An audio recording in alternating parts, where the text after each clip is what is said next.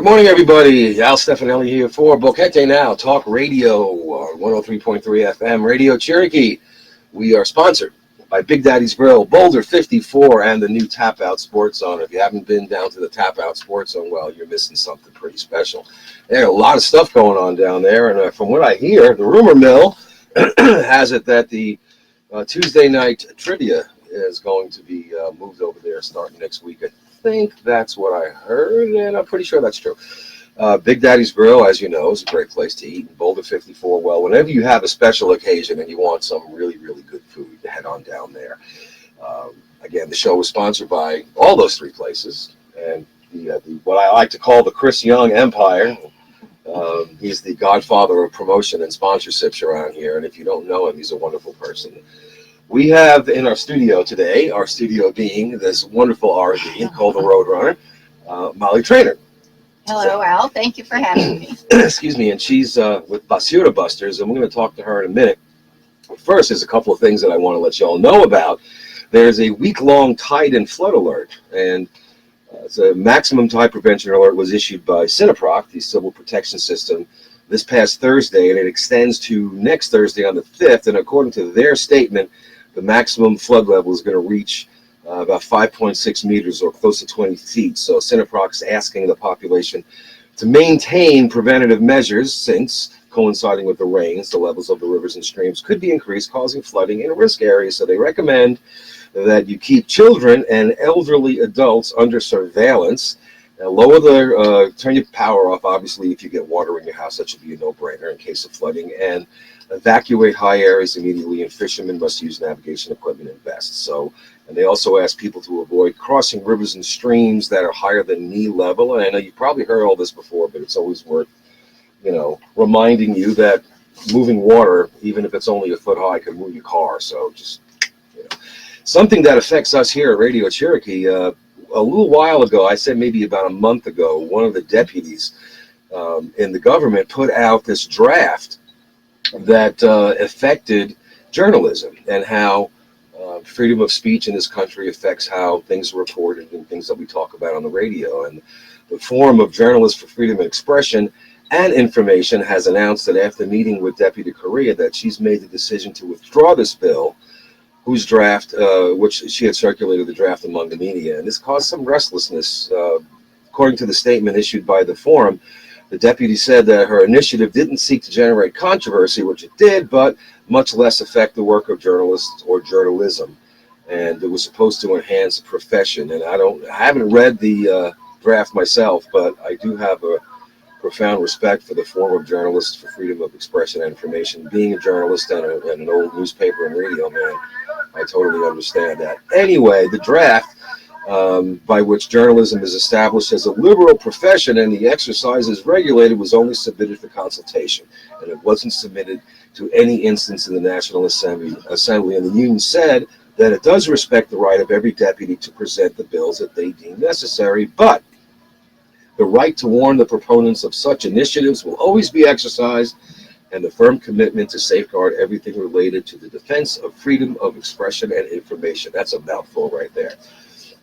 Also, there's been this, now you know social media, right? And you all know social media. These things come up, and half the times they're hoaxes, like that Andrea Wilson is hacking you thing that's been going on. Well, there's been one that's going around, and I understand because of what's going on with Dorian, the hurricane that's headed for Florida.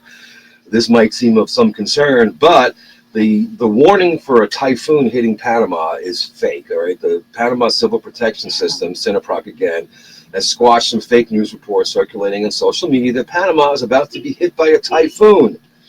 It has, however, issued warnings of continuing heavy electrical storms and rain, which is normal for this time of the year. But no, there is going to be no typhoon hitting Panama. And finally, this is interesting. Panama was this guy named George De La Guardia. He's the president of the Panama Chamber of Commerce, Industries, and Agriculture of Panama, CCIAP, said on Monday that Panama is the safest country in the Central American region.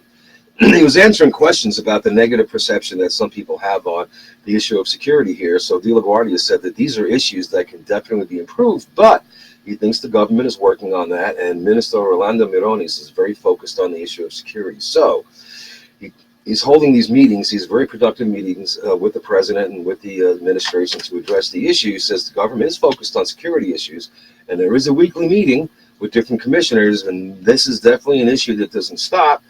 They know that there is an approach, but he did say that according to the information that he has in various studies, and I guess looking at crime reports and whatever, that Panama is and remains the safest country in the Central American region. So there's a couple little things for you guys to think about throughout the week, especially the flooding, as we know in Boquete, because we are a region that has all these different climates and these different levels that flash floods happen. Some, one day you're sitting on your porch, and next thing there's a river in front of your house, right? So, but anyway, let's talk with Molly. Now, Molly, if you don't know what the Basura Busters are, would you explain to our lovely audience what you guys do? We have a pretty dedicated group of about 8 or 10 people that come out every Sunday morning. We're out at 8 o'clock, and we go around Bajo Boquete and pick up trash. We pick up litter, and we get it off of the streets. And I know, we had talked previously, and I know that this may seem like something that is just very simple, or maybe people don't realize. I think they take for granted when we walk around. I don't do too much walking around town. My legs ain't worth a flip, but my wife walks around a lot.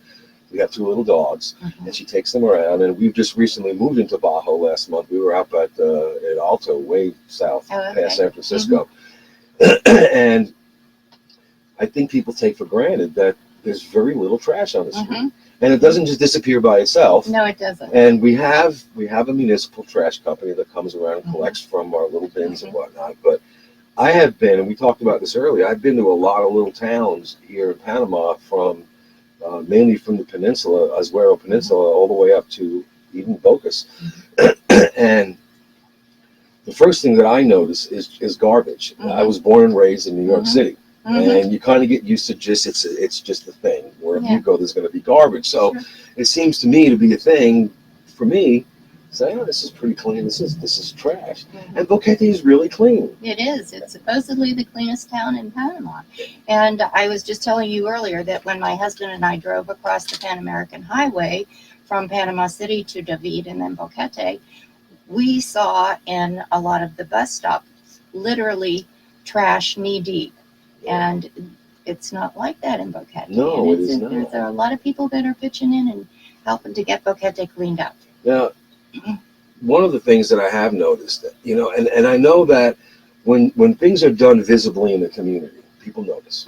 And that tends to spark a little more of an active role. Like with what Animales is doing. Okay, with the animals. And I know I've read and I've talked to people who have,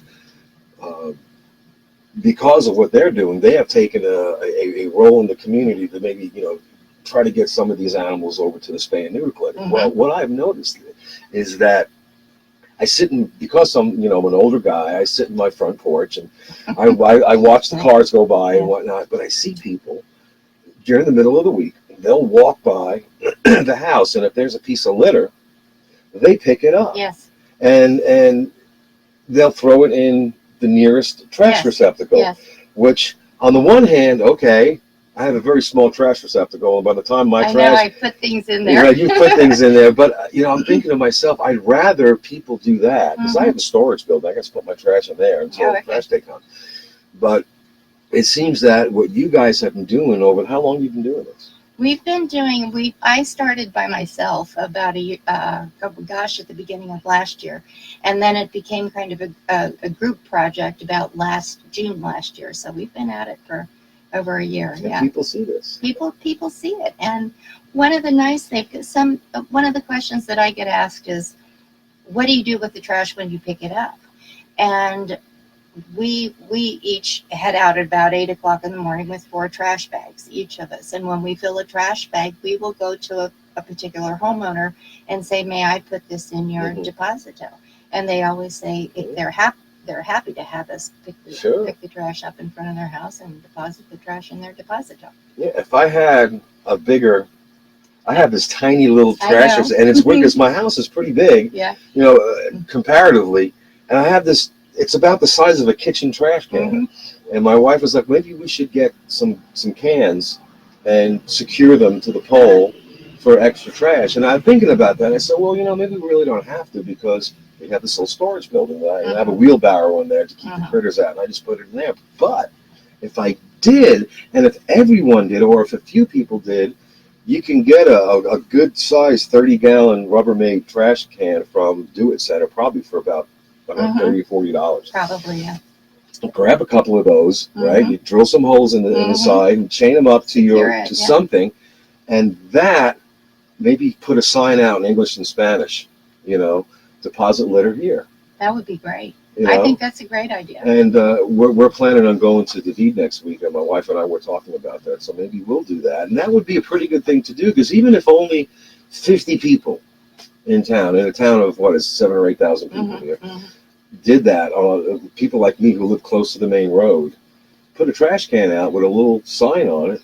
Well, that brings up an interesting point, too. And I think a lot of people would deposit their trash in a trash can if there were a trash can available, and there just aren't enough in Boquete. Yeah, now they don't know what to do with it. There's 3 or 4 of them by the square, Yes. and I had Rigo Terranova on the show a few weeks ago. We talked about that, and that's something that the Alcaldia is planning on doing, is putting more receptacles up. But yeah, there really aren't enough, and I applaud what they're doing. I mean, they have a lot of things that they're working on. But one of the things that turns people off, especially tourists, when they come into a town, is seeing a lot of trash everywhere. And a lot of people that don't live here, that they don't know the beauty of this country, you know, foreigners, they have this preconceived notion about Central and South American towns where they're all dirty and drug infested and all that, which obviously we know that's not true.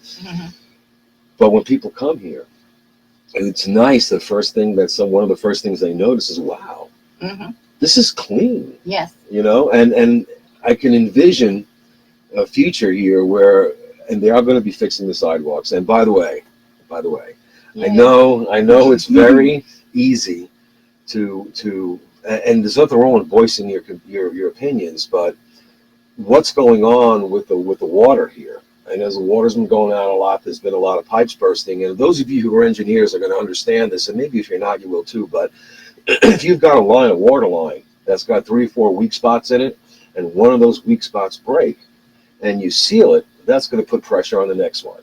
So chances are this is going to get worse before it gets better, but it will get better. Yes. Once they hit all of that, there's so many things that so many people in this town are doing, whether it be municipal or volunteers, to try to make and maintain and keep Boquete a beautiful place. And I read, and I think it was on one of your posters, might have been one of your posters, one of your posts, that there was like 14,000 pounds of trash that were... We've picked up, since we started keeping track last June, in just a little over a year, we've picked up over 14,000 gallons of trash. We use 13-gallon trash bags, and we keep track of how many we fill and pick up. So over 14,000 gallons. Wow. Yeah. And I just that brings up another thing too, is I want to thank one of our sponsors who provides our trash bags for us, and the Boquete Sandwich Shop. Oh, and that's Noriana Prescott and Ed Kruper. They provide all of our trash bags for us. They take good care of us. We always have breakfast thereafter. Yeah. And Chris Young from Big Daddy's has provided our bright green shirts. Oh, yeah. Well, we got, can you see that? I don't think you can see that on our video here, but we've seen you post. Yes, we're very visible on the So street. Chris made those shirts. Provided these. Not those? No, that's my, that's my. Well, that's just your regular. I didn't know I was going to be on video yet. By the way, we're experimenting with video here, and from what I understand, we're going to be upgrading our video equipment. So I know some of you have said, hey, the video quality isn't that good. Well, this is a thing that's done in stages. So if it catches on and people like it and say hi, we'll get some better video equipment But the main thing is that a lot of people have asked me over the past 8 or 9 months, 10 months maybe, I missed the show. Is there a place where I can watch it? Well, up until a couple of weeks ago, no. If you missed a show, you missed a show. Now you can find it on RadioCherokee.com and my YouTube channel, which you can get to. And if I remembered I think it's youtube.com/AA. I don't know, but just go to my Facebook page or go to the usual spots and I'll post it everywhere. But it's a lot of fun. How did this whole thing get started? I mean, I know you said that it's you just were out one day, and I know they're out. I see people walking around throwing trash at, but this is a thing now. I mean, you have a Facebook page and you got T-shirts and you have a. How did this develop? It's an interest to me. It's very interesting. I'm a runner. I've been a runner for about 45 years, and early last year I had a minor running injury, and I wasn't able to go out and run, so I went out and walked, and noticed how much, especially beer bottles, how many beer bottles were along the side of the street. So I started carrying a trash bag with me and picking up beer bottles. I didn't get very far because the beer bottles were so heavy. Well, yeah. But very shortly after that, my husband started joining me once a week on Sunday morning to pick up trash. And then Susie Breimer, our friend, started to join us. And then a number of other people jumped in, and we have about 8 or 10 of us that go out every week now for over a year. Now, do you have? Hi, Susie. And do you have? Hi, do you have set routes that you have? Do you? And the only reason I ask is this, because there's a lot of people that listen to the show, and a lot of them live downtown. And I know that there are some, like myself, who I can't. I have mobility issues, and I can't really. I can't walk on end. But if I knew that the Basura Busters were going to be in my neighborhood, I might be able to, or people, that aren't runners for 45 years. I applaud that. I wish, if you see me running, I'm being chased by something way bigger than me. But I'm thinking, if you're going to be in my neighborhood, I could walk 3 or 4 blocks, and I'd be happy to, walk 3 or 4 blocks and help pick things up. Wonderful.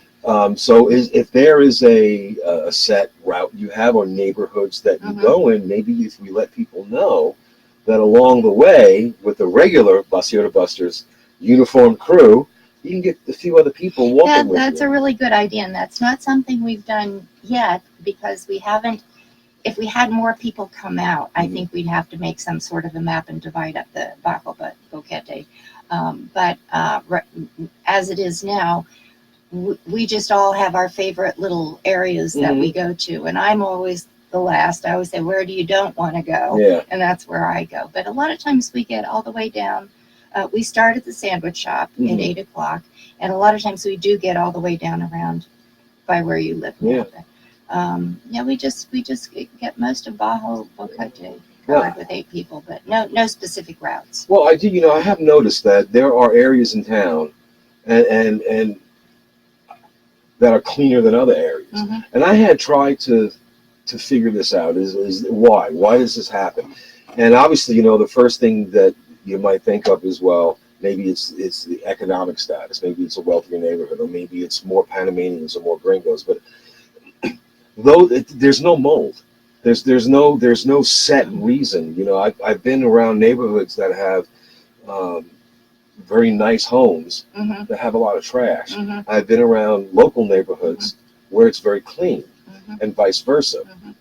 And it seems to me that it comes down to an individual mindset. Yes. Do you want trash in front of your house or That's in your neighborhood? Exactly right. My neighborhood is, I live in a nice neighborhood. It's mostly a Panamanian neighborhood. It's a very, very clean neighborhood. Yes, it is. The people that live there are very mindful of the street and the road, especially now that we got the road paved. Yes. Right? It's nice over there.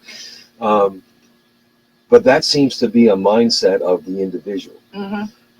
Is there anything that we can do as individuals to try to, outside of just being out in front of our house, to maybe change that mindset? Because there's areas here that, for the life of me, I can't figure out why you would have a $200,000-300,000 house and not pay attention to the Mhm. front of your house. Mhm. The road in front of your house is littered with trash. Yeah. You know. Well, I think you're right. I think it comes down to the individual property owners and business owners. I think everybody should be responsible for the area in front of their property. But what I notice when I'm out picking up trash is when we first started, there were lots and lots and lots of cans and bottles. Mhm. We don't get so much of that anymore, but it's down to the little itty bitty pieces of paper and the little Yeah. tiny boxes of chewing gum. But I think it seems to me to be mostly the most trash that we pick up seems to be mostly along the routes where people walk to and from work. They stop in at the tienda, they Sure. get their bag of chips, they get their pop, they get their, they get their chewing gum, and then they throw it on the ground on the way home. Yeah. So, And that's, like I said, I grew up in New York City, and and my grandmother was out there every day sweeping, and she swept. We had a little front porch, right? Actually, in the city, hey? Yeah, we had a brownstone, Yeah. and my grandmother would get out there on the front porch and she'd sweep, and then she'd go down the stairs, and then she'd sweep the sidewalk in front of the house, and then there's the curb. The street sweepers came through about once every week. But if you know anything about a city, that's a week is an eternity to pick up trash. Okay. But all the other grandmothers, they seem like grandmothers to me. I was 7; they could have been 30 years old, and to me, They were really old they'd then. be ancient, right? But it was an interesting thing because every couple of days they'd all be out tending the front of their properties, not just their areas on their side of the fence, but the sidewalk and the street. And that was a mindset because we lived in a big city, and if you didn't take care of your little area, it would just, you wait a week and it's 3 days later, it's nasty. I didn't find that to be true in the small towns that I lived in, all over the South and the Southwest, but here. And I have to think it's because, you guys are pretty active and you post on Facebook a lot, and a lot of people know your graphic. Yeah. And it's really cool. I don't know who designed that, but So Chris Young had that done for did. us. So then Caesar probably did that. Yeah. That's fantastic. But it seems to be changing the mindset of people here, and then I think you just confirmed that by telling me when you started, there was a lot of big trash and bottles, and now it's down to little things. And I was kind of hoping that today somebody from the Boquete Recycling was going to join us, but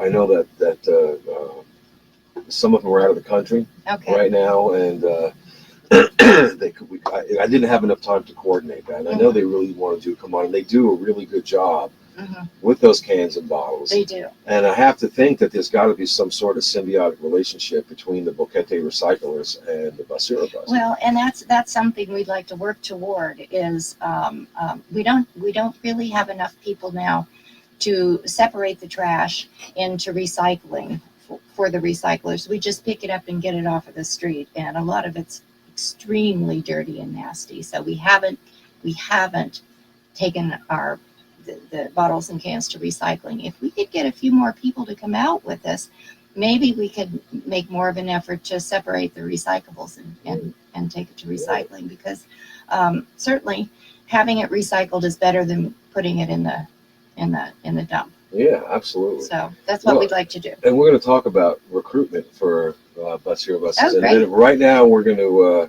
listen to some music. Set fine to the rain. Enjoy it. We'll see you again in a few minutes.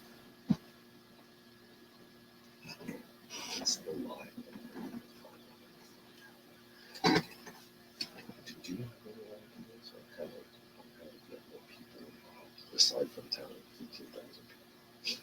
Well,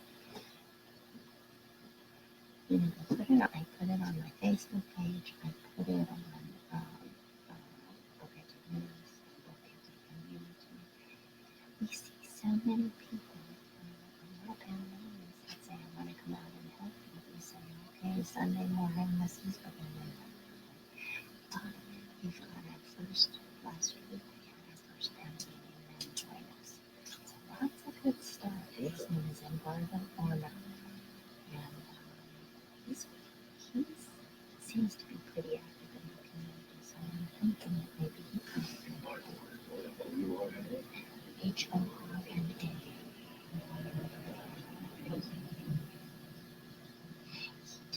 does all kinds of things. He drives people places, helps people get things done. He just is one of those guys that does everything. HORNA. He's on Facebook.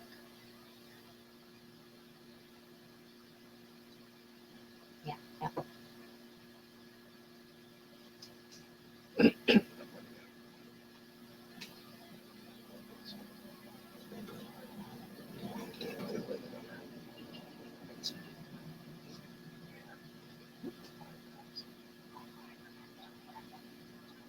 Jeez.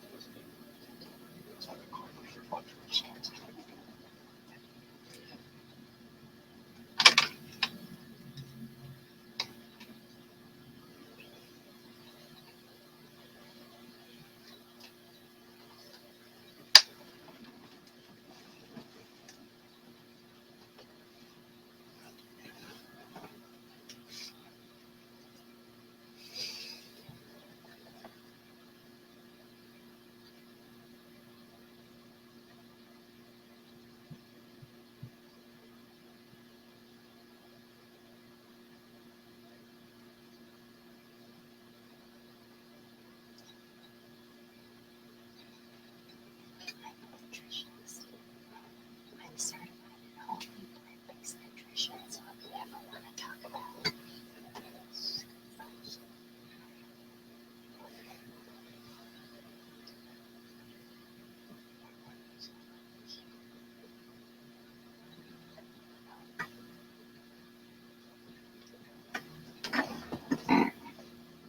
And we are back. Hope you enjoyed our little musical interlude. Thank you, Suleika. Gracias.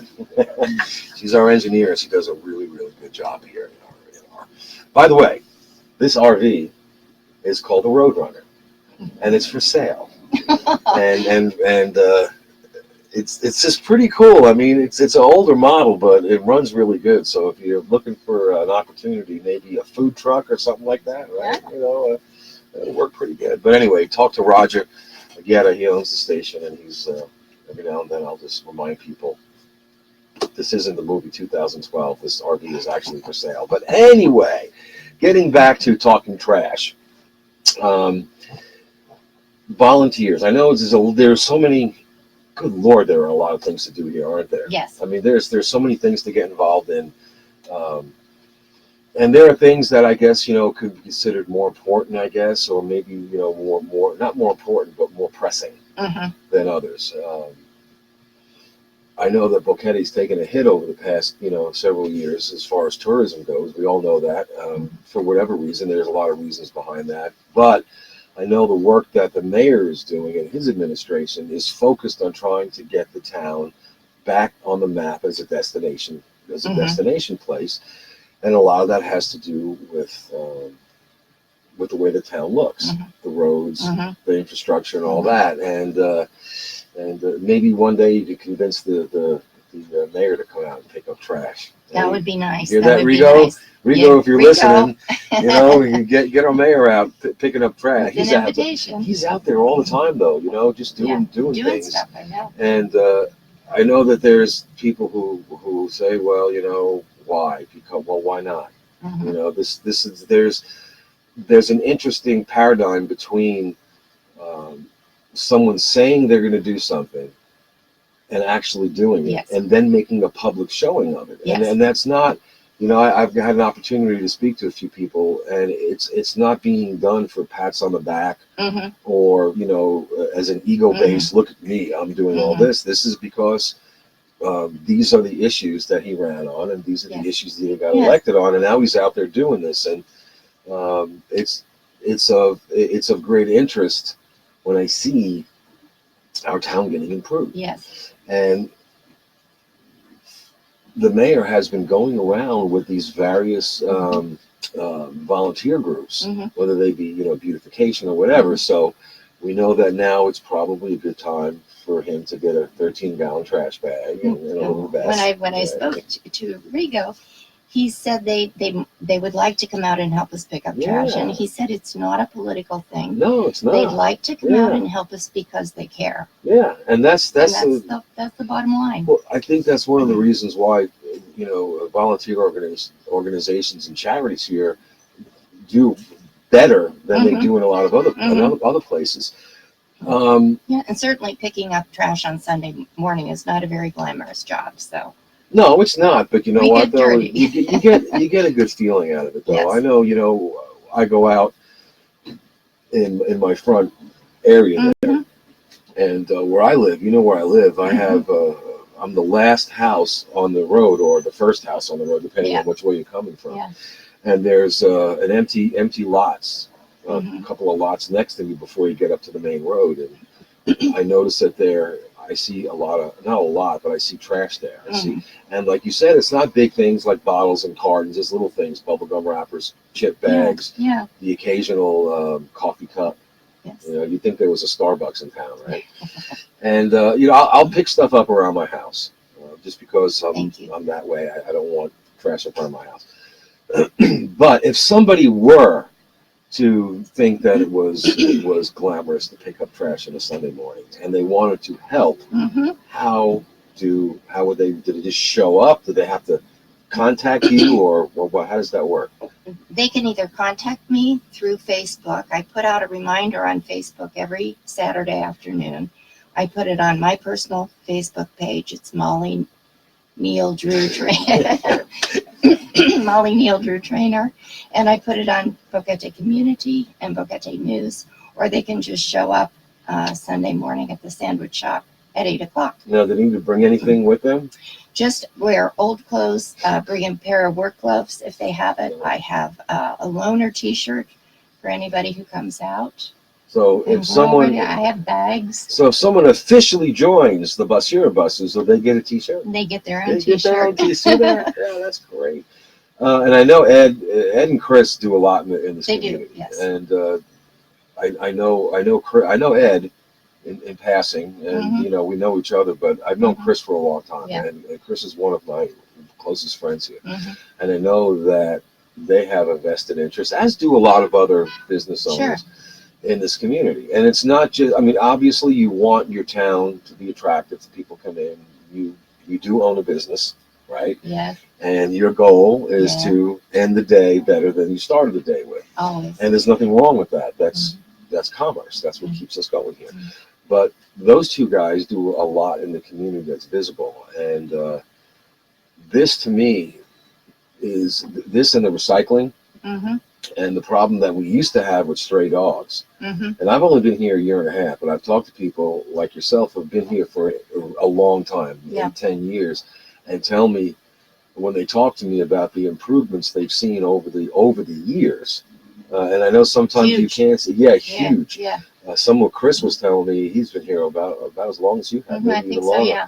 That the stray dog problem downtown was insurmountable. I mean, you Mhm. couldn't walk down the street without 20 or 30 dogs, and they weren't vicious. They were looking No, for no, food. no. They're you know. nice dogs. Um, There are only a few now. Maybe a handful of what I call city dogs, yeah. and then all the rest of there are a few loose dogs, but they all belong to somebody. But they aren't. They aren't. You know, strays. I had I think her name was Alicia.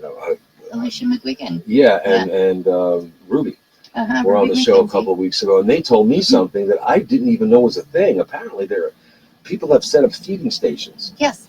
I did not know that. And when they explain to me how it works and what they do, and they're not getting paid for this. They go No. out to Price Mart and get giant bags of dog food and go around and cat food and, Yeah. and all this.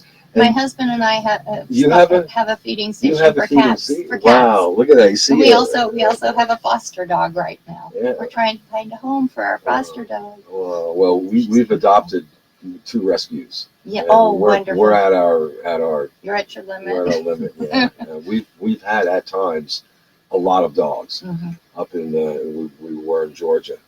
We had a lot of space. You know, we don't have that much space right now for the yard, but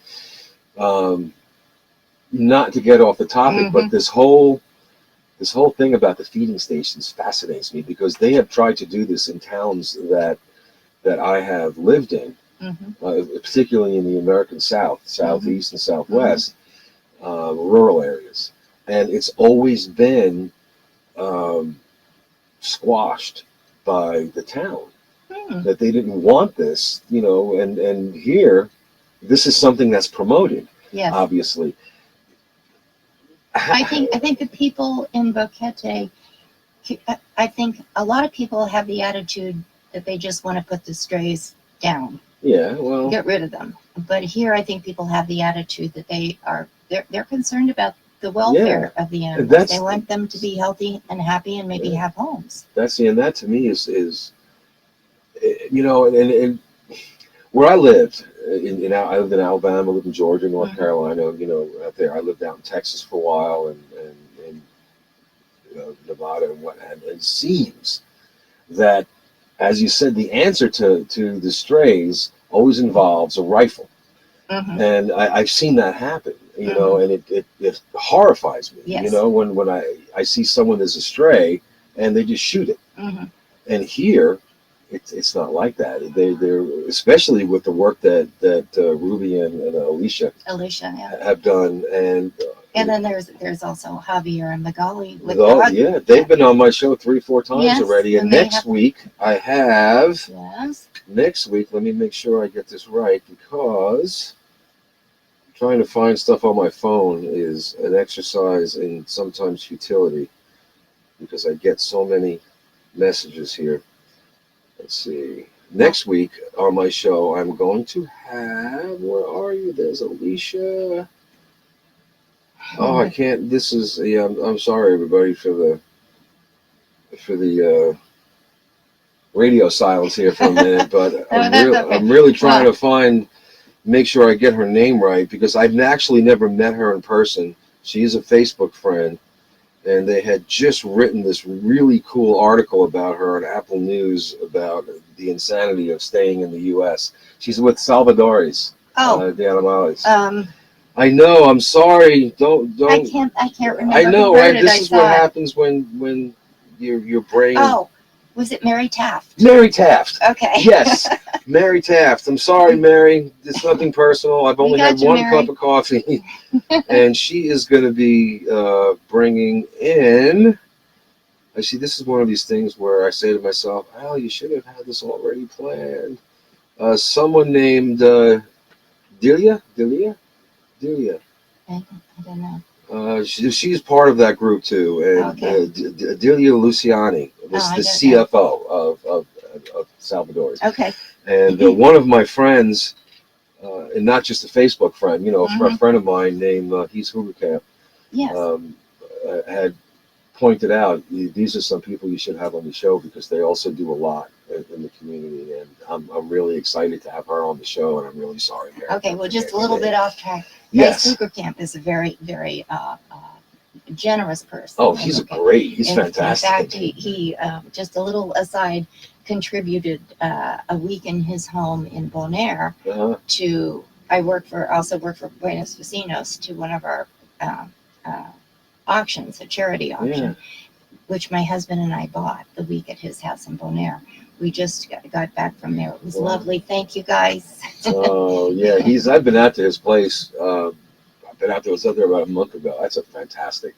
And I really would like to get him on the show, but, you know, it's like herding cats. He's very busy. Yes, he is. And I understand that. And I saw him last Sunday at the spay neuter clinic. Okay. And I got there. I had them on the show, and I had Mhm. promised to volunteer. I got down there, and it was jammed, and I parked my car. It took me forever to find a parking spot, and then I got a call from work, Okay. and I had to leave, and I'm very sorry about that. But next time, we'll do that. But I know that you were involved in a lot of things. Some things. These feeding stations. Yeah. And I know I rabbit trail, and that's fine because we're just having a conversation. How does that work? I mean, can anyone do that? Do you have to get a permit for that? If someone just decided, how do you set that up? I inherited it Oh. when we moved to Boquete 8 years ago. It just so happened that the woman that was caring for the feeding station was moving away, so I said I'll do it. We have a little community in Valle Escondido of stray cats, and they're lovely, they're friendly, and they have a little. It's actually an old rabbit hutch. So they can get out of the rain, and wow. I visit with them every day. I go and talk to them every morning and give them food and medication when they need it. And when I go away, somebody else takes care of them for me. They're taken care of every day. I meant to ask Ruby and Alicia where these feeding stations were. And if they are on, I know that one does not just casually stroll into Valle Escondido, because I have friends in there, and even though they've seen me every time I get stopped, it doesn't matter. Yeah. And that's good. That's great. No, got to do that, But I asked Ruby, I meant to ask Ruby and Alicia, are there any that are in areas that are accessible to the general public, and can they come by and just add food? That would be a good question for them. I mean, it's kind of like the thing with the Basura Busters. I mean, if you're walking through their neighborhood, is there anything that we can do? If we see you coming in do you wear vests or just a t-shirt? We have just our t-shirts. If you see your crew coming, jump out and walk for a few blocks. And if you see these feeding stations, can someone just go by and put in food? Maybe. I'm going to ask her, Ruby and Alicia, or anyone from Animalis, if you guys are listening, let me know. Send me a Facebook thing and let me know, because I'll put that on. That's a good idea. Now, do you guys have a Facebook page?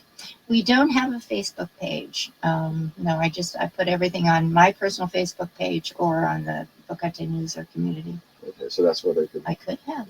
You could. You should. I might. You should. Maybe I'll do that. It's easy to do. It is? Yeah, I've got like 12 of them. You do? Yeah, every time I do something, I make a Facebook page. And I don't Okay. know why. I'll Most do it. people never even. Our foster dog has a Facebook page. Right? So. See? Actually, okay. Now, my wife is listening now, and I know she's thinking, well, crap. Now he's going to make Facebook page. We have little Camila, who we got from Magali and Javier through Lulu. And she was brought to the spay neuter clinic about 6-8 months ago, maybe more than that. We've had her for a while. Okay. And they didn't come. They decided they didn't want her. The people who brought her in. Yeah. And she's a little 12-pound rat terrier, and she was over at the dog camp, but there's a lot of big dogs there. She's kind of timid, and she had spent most of her life chained to a 3-foot chain on a concrete pad. So she hit the doggy lottery. We got her. And we have Pepita, who's our 8-pound. I love my little dog. I really do, and I would do anything to go to the ends of the earth to protect her. Sure. But she has an attitude. She's half Chihuahua and half Pomeranian. Oh, long hair or short hair? Long hair. Okay. Well, medium. Okay. Medium. I think the Pomeranian, obviously there's in there, but it wasn't a long hair Chihuahua. And she's adorable. She's so cute. Yeah. But she gets herself into trouble because she thinks she's a 120-pound pit bull. And when you take them out walking, and other people walking their dogs, she screams. She doesn't even bark. She gets into this I'm like, your lunch, you're a snack to these dogs. Just a mouthful. But I think maybe I'll make a Facebook pages for my little, because they're so cute. I think you should. Yeah, my husband has made this one. Her name is Anita Hermosa Miligroso.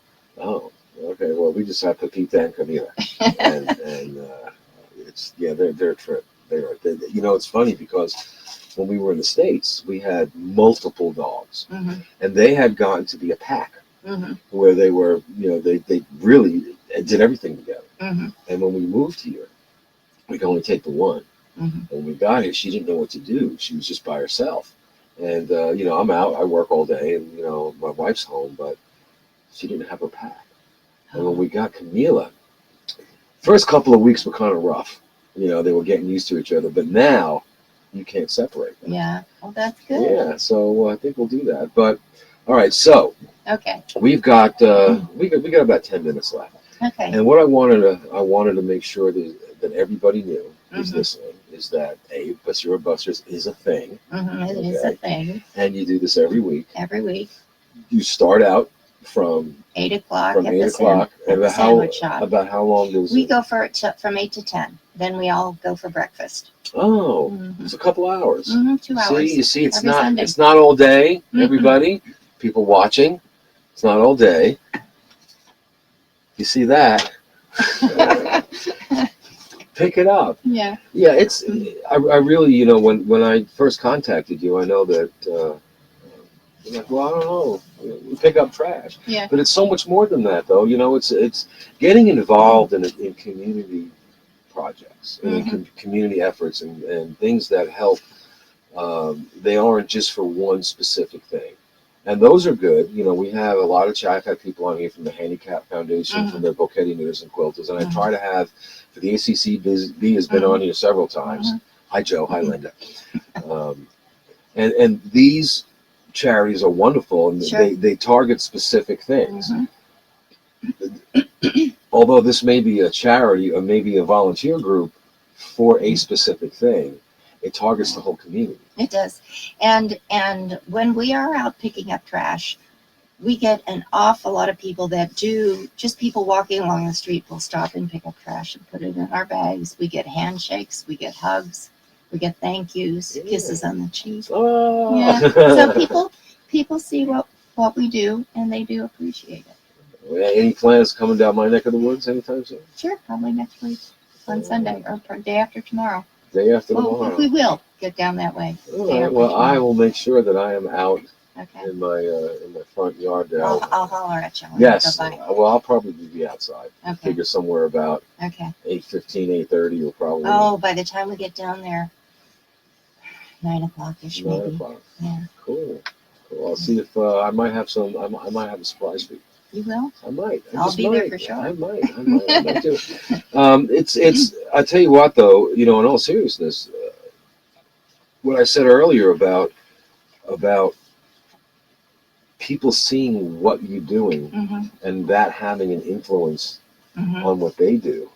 And it does. I have noticed that, and I know that there are a lot of things that I tend to be absent-minded about. My memory is not as good as it was. I can relate I to have this. CRS disease, right?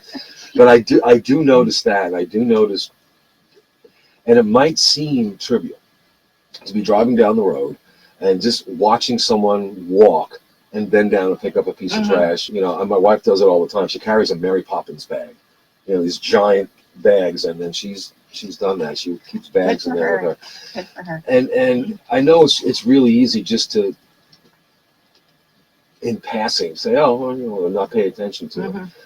But if one person is doing it, there are other people. It's contagious. And I know that I had, when Rigo was on the show a few weeks ago, they're addressing or getting ready to address some of the businesses and homes in town here who are flagrantly just throwing trash everywhere. I know, and I'm not going to name names, or I mean, everybody pretty much knows who the usual suspects are, but there are a few locations in town here that are problematic, and I've had the opportunity to talk to a couple of those businesses, and it's not anything that's done with malice. No. There's one business here in town, and like I said, I'm not shaming anybody because I know these people, but they took over the business with literally tons of garbage on the side, the back, and in the front, and it's a cost thing. It's $2,000, $3,000, $4,000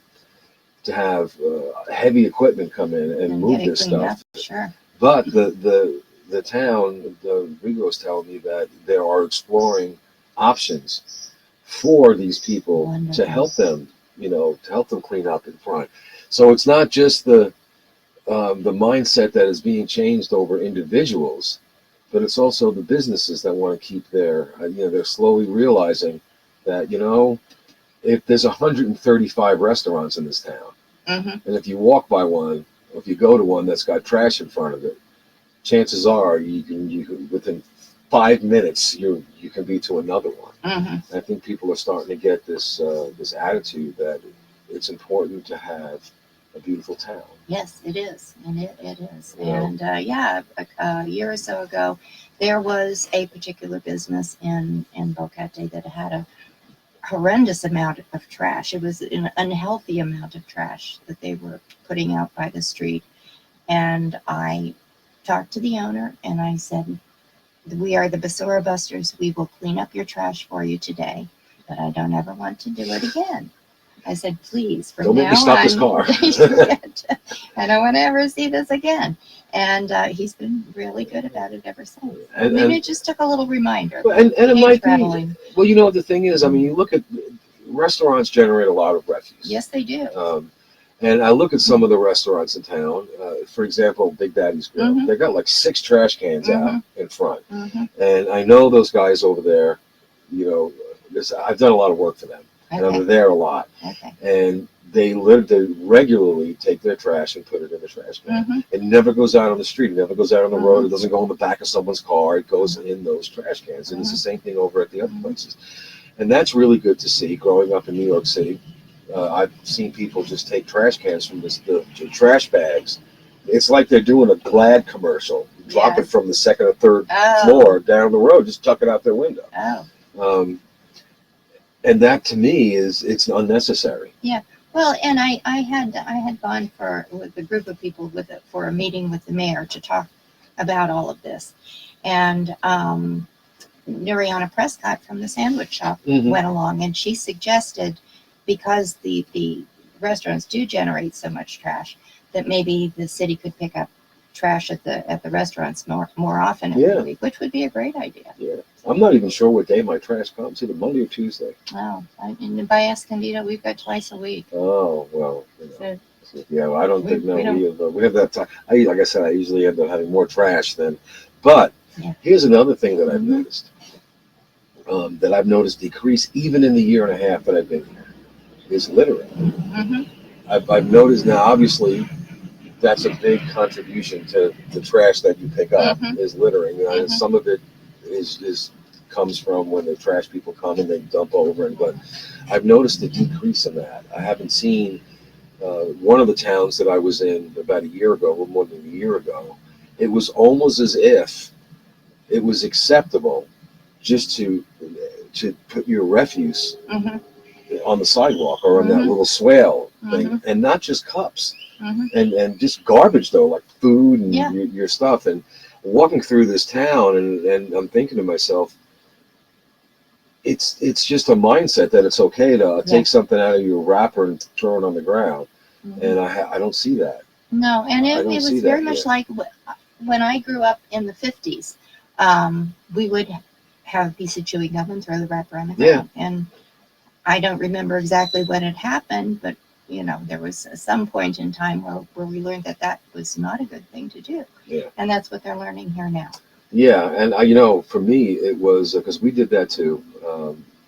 I did that when I was a child, and I remember when I was probably at 9 or 10 years old, maybe younger. I don't know. My grandmother, the one I was talking about, got on my case. Good. About I don't sweep out here for nothing. I'm out here every day. And this is Good all in Italian. My grandmother was like 4'9", and she got on my case and my sister's case and my parents as well. And it was probably in the late 60s Mm-hmm. that we all kind of sort of gravitated from. All right, well, on the way down the stairs, throw it in the trash can. Yeah. And that's what's that, 40 years ago, 40 something years ago. And now they're getting to that here. And not to, there's no shame in that. I mean, Not at all. I'm glad it's happening. Mhm. It doesn't matter. People say, oh yeah, they're 50 years behind. No, No. it And we're doesn't not matter. trying to embarrass No. anybody. And I think it's a great thing that this is happening. There are so many things that are being done here to keep this place as wonderful as it is. Mm-hmm. And when I sit back and I say, okay, well, we got the Basura Busters, you got the recycling people, you got the mayor's office now who is doing a billion different things, and all these other groups. It's all kind of coming to a point now it's where a beautiful place. it is, and Boquete has received some bad press in the last 4 or 5 years, and it seems everyone has that in whatever they're doing, whether it be a volunteer group or a charity group or a municipal group, is kind of now pointing towards that direction of, okay, this needs to stop. We need to turn this around and make this place, you know, what it once was. Because we're not leaving. I'm not leaving. No. You know, so we got a few minutes left. Is there anything that you, and I know I'm gonna have you.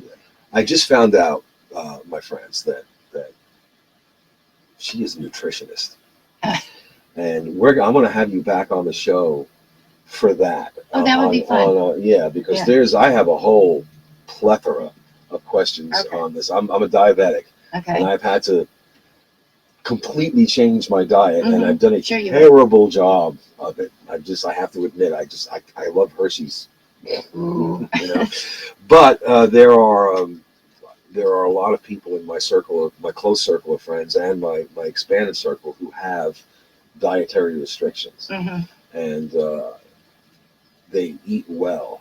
And I'm trying to figure out how you can eat well on a restricted diet, because those two things to me never went together. So I'd like to have you back so we can I can pick your brain on that. That would be fun. As far as we go with the Basura Busters, just to reiterate, before we do that, is there anything you want to add? There is one thing I wanted to mention, and that is the Basura Busters have talked with Laura Daniels from Rotary. Oh, and yes. Rotary, and I believe they've also spoken with the mayor, but Rotary is working on a project along with the mayor where they want to put in, and I believe it's 10 permanent covered trash receptacles in downtown Boquete, which would be great. Because, you know, like I said, now a lot of people don't know what to do with their trash. Yeah. But if we had a number of them along Main Street.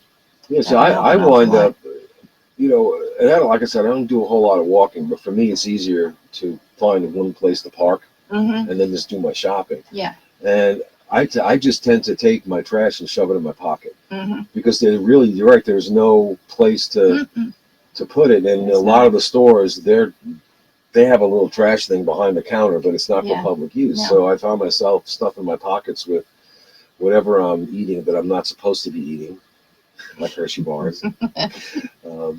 But that would be really good. That would be great. Yeah, and I guess they would probably make it at a brick and whatever, and have a little door in the back with their trash can, something like that. Yeah.